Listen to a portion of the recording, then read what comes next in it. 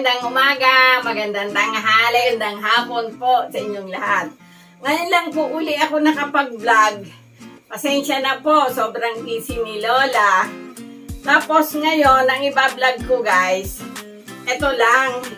Meron akong tokong na nakuha sa ukay, maganda siya. Tinastas ko siya, ginawa ko siyang pattern.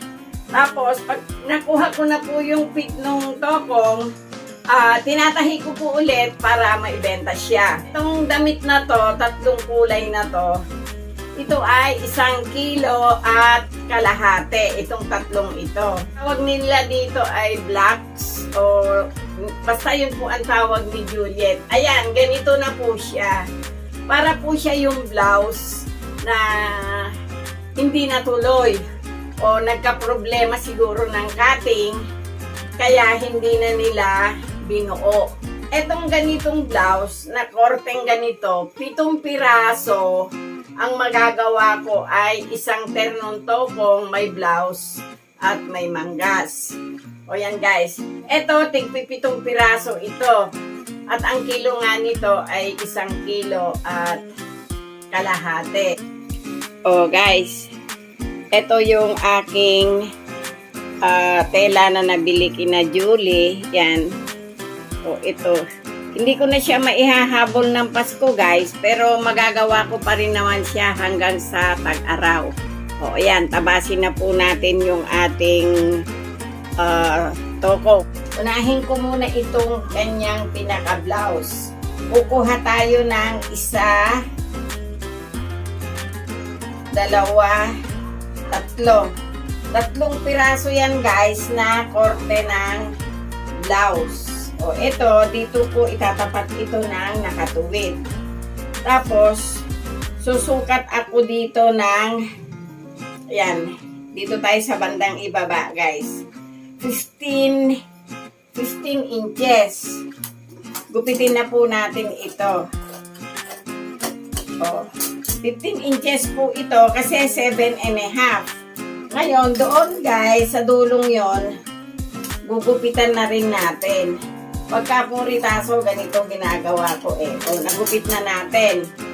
Pagkagupit natin doon guys, mula doon at dito sa tip na to, gupitin nyo pababa doon sa 1 inch. O, nakuha na po natin. Ngayon, ang neck na ilalagay ko ay 3 inches.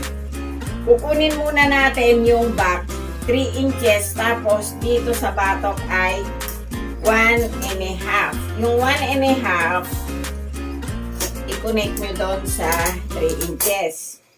I-fold nyo ito papunta doon. Tapos guys, mula dito, sumukat kayo ng 4 inches pababa. Tapos dito, 2 inches, idiretso nyo doon. O, ito guys pagkaritaso, ganito po talaga. O, aakyat po kayo doon.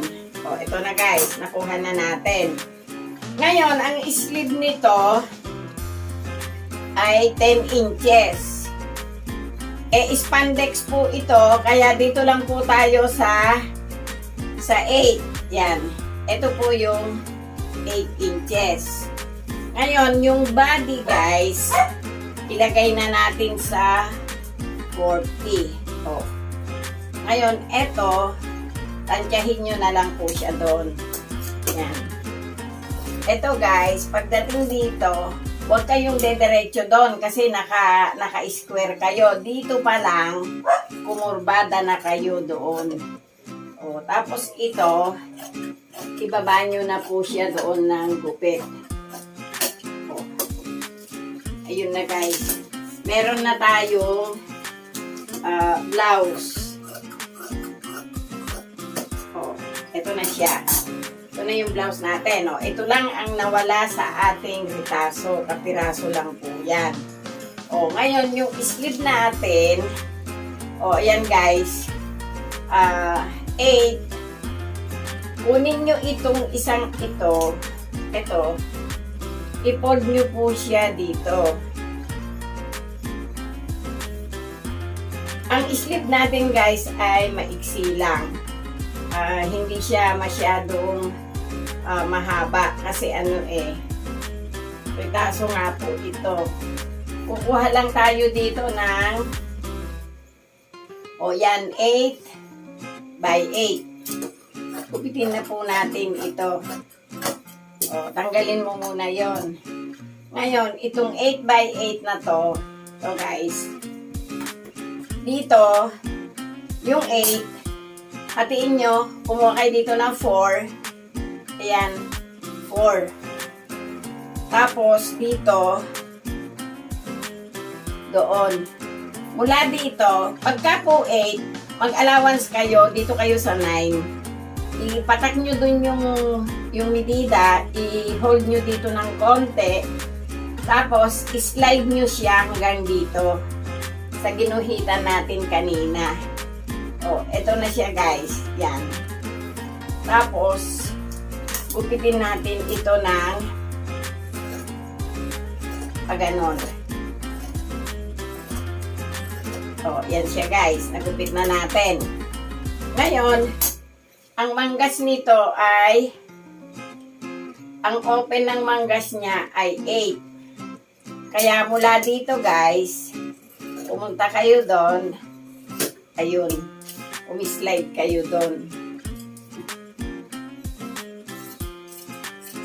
Ayan. May manggas na po tayo. Ngayon dito, itong natitira natin, balikan po natin yung blouse. Ito siya guys. Sa ritaso po kasi kailangan nyo ng konting tiyaga. Yan. Ito yung batok nung inunan natin ng sleeve. Ito guys Yan. Nakuha natin yun. Dito, gupitin nyo siya ng papunta doon.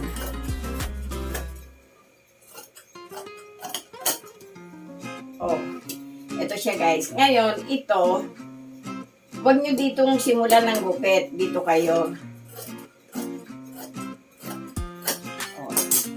Ito mamaya ang facing natin dito sa front. Ngayon yung back, kunin natin yung back. Ito yung back guys. Ito yung natitira pa. Sa ritaso na ganito, napakaganda po ng kita natin. Ang benta ko po na isang terno nito ay 100. Minsan po, 75. Dito guys, hindi nyo kailangan maglagay ng malaking facing. Ito lang siya, Ito yung dito. Ito siya guys. Tapos ito, slit.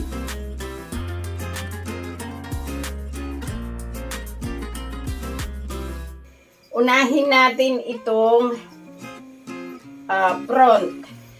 Dito, magtira kayo ng 1 inch. Kasi may sobra naman talaga siya, Tapos guys, dito, yan. Ito kasi ay tokong. Ngayon, ang ginagawa ko,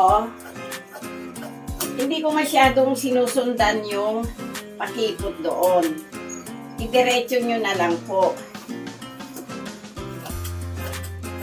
Ganito po yung tela doon sa baybay. Diyan guys. Pagdating dito, imbes na kumurbada kayo doon, ituwid nyo na lang po siya ng konti doon. Ito lang po yung front natin. Yan yung front natin guys. Ngayon dito naman tayo sa back.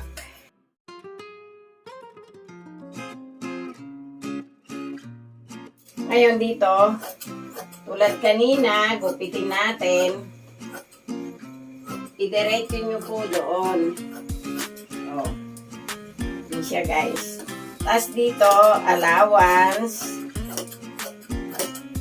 Dito sa gitna, ay sa crotch, huwag na po kayo mag-allowance. Ngayon dito guys, tulad doon, hindi natin susundin ito. I-straight tayo ng papunta doon. Tapos guys, dito,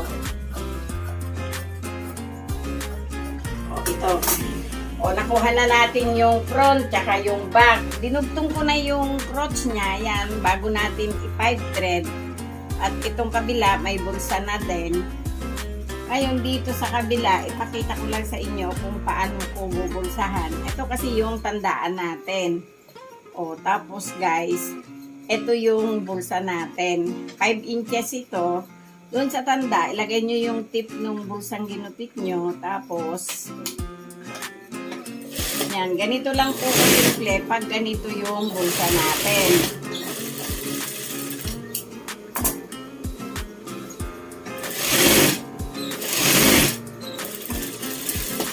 Ito siya guys. Ito yung back. Ngayon yung front kanina, ito, binulsahan ko na rin yung side niya. Tapos guys, dugtungin na natin yung kanyang crotch.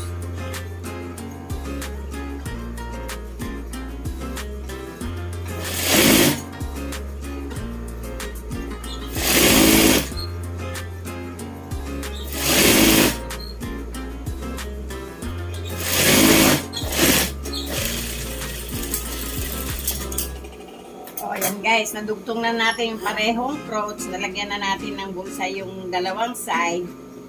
Ngayon, bago tayo pumunta sa 5 thread, para isang tayo na lang, eto yung front, ayan, idikit na natin yung side niya. Eto guys, pagdating doon, ilak nyo. Tapos, usog nyo yung karayom. Punta naman kayo dito sa kabilang ito. Usok nyo uli yung karayom. Kailangan guys, pantay na pantay yung tahi nyo. Pagdating doon, mag-lock kayo ulit. Kasi sa katagalan, kapapamulsa ng kapumulsa, kung wala kayong lock, matatastas yun guys. Ayan, tapos na natin dito. Dito naman tayo sa kabilang side.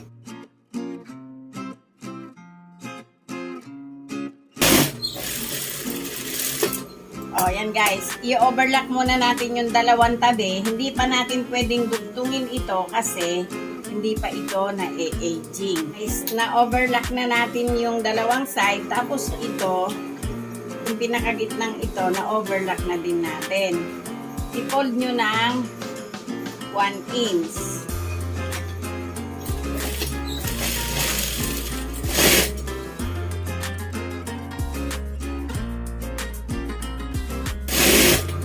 So, pagdating uli dito sa dulo, mag-fold uli kayo ng 1 inch. Yan. Mamaya natin agingin yun guys. 22 inches yung bewang niya, kaya dapat ang garter natin ay hatakin nyo sa 22. Yan. Pagkahatak sa 22, mag-plus 2 inches kayo, saka nyo puputulin itong garter. 22 na banat yung garter plus 2 inches pag nakuha nyo na ng doble. Ito yung parteng back. Dun sa parteng back, ikapit nyo ito.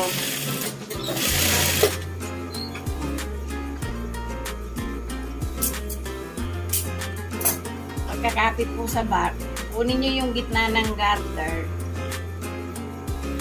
Pumunta kayo dito sa front. Dito yung front guys.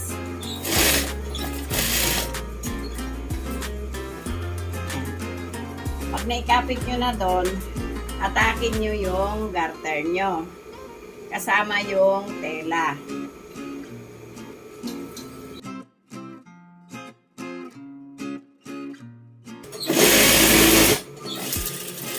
O, edgingin natin itong garter. O guys, ito yung crotch na na-edging na natin. Tapos, tinupi natin ng 1 inch. Kaya tinupi natin ng 1 inch. Kasi yun siya guys, o. Naitupi nyo ng 1 inch. Pag ginanon nyo, malinis yung dadaanan ng karayom natin.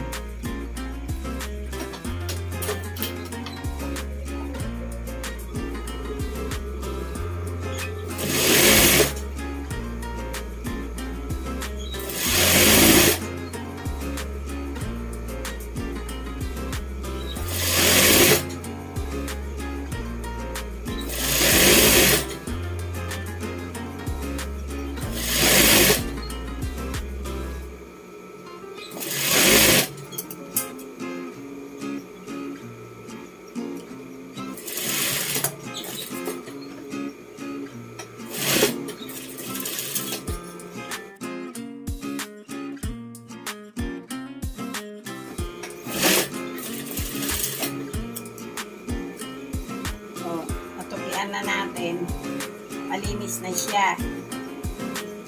Ayun, dito na tayo sa bewang. Ito kanina yung garter natin na kinapit natin, inedging natin ng paikot. Oh guys, ito na yung garter natin. Idadapa na natin dito sa body niya.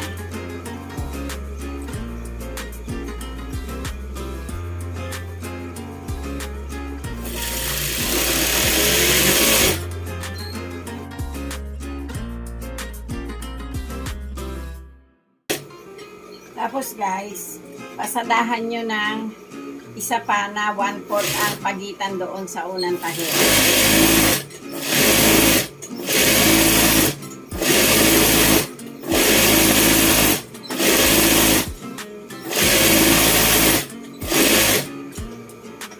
Labas kayo dito. O, yan guys, o. Ayan na yung tahi natin. Ito na yung ating blouse. Ito yung ating back. Ayan guys, itong facing, atin na pong tahian dito.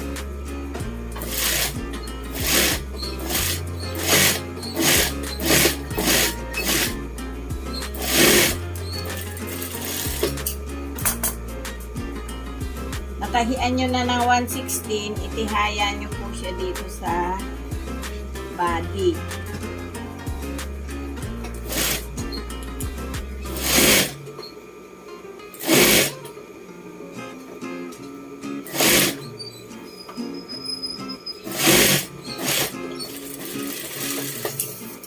Tapos guys, idapaan nyo siya ng 1/16.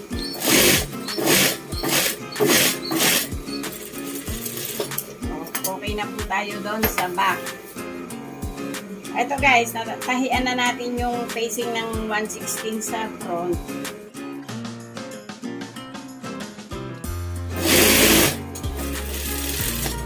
Ayan. O, ganun din guys. Iisapahan nyo ng 1/16.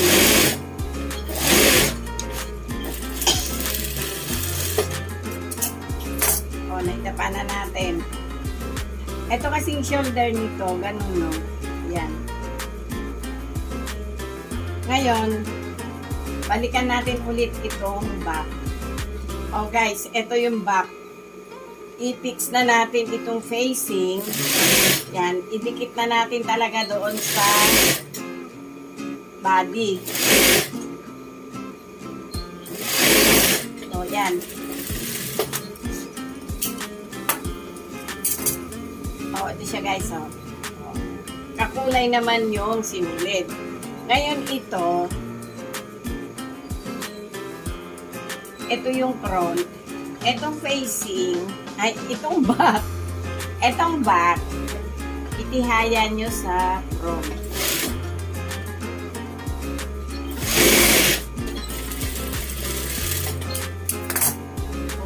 Ibalik nyo siya doon.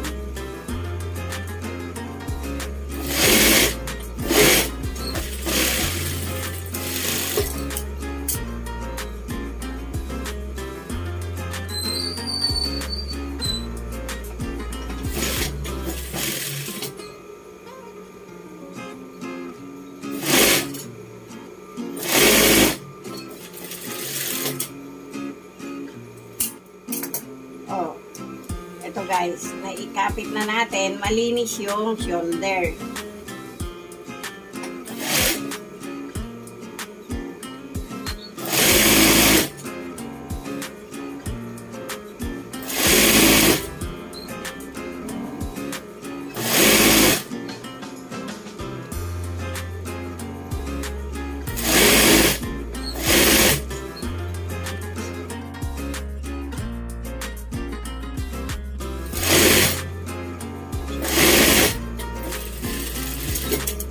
Kakapit na natin yung ating manggas.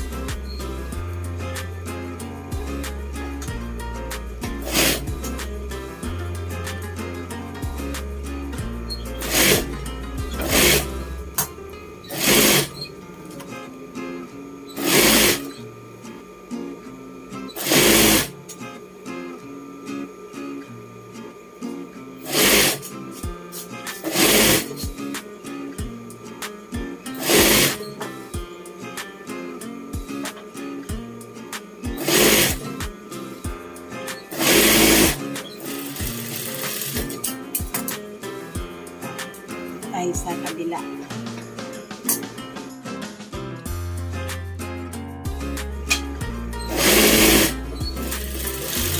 So, edgingin lang natin guys. Tapos, pagdikitin natin yung side at tutupian natin. Tapos na siya. Oh guys, yan yung isang kulay. Ito naman yung kulay red. Yan. Ganon din yan. Ganon din ang tabas at ganon din yung laki. Oh guys, ito na yung pangatlo sa semi-tokong natin. Oh, yan. Sana nagustuhan nyo naman yung ginawa ko ngayon. At huwag nyo pong kalimutan mag-subscribe, mag-like. Pakishare na rin po. At Merry Christmas po sa inyong lahat. Thank you!